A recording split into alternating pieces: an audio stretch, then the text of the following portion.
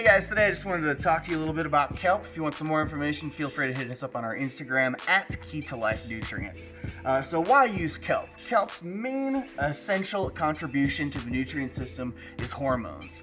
It is absolutely jam-packed with hormones. Now kelp itself, since it's got these high levels of hormones, it in optimal conditions can actually grow up to 3 feet per day. And that's really what we're trying to achieve when we're utilizing kelp. We're going to utilize its high level of hormones. It's got a really high amount of deliverable potassium as well.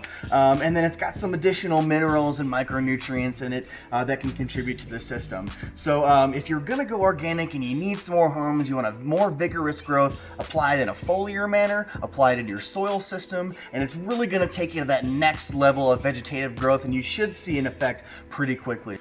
Check us out at keytolifesupply.com.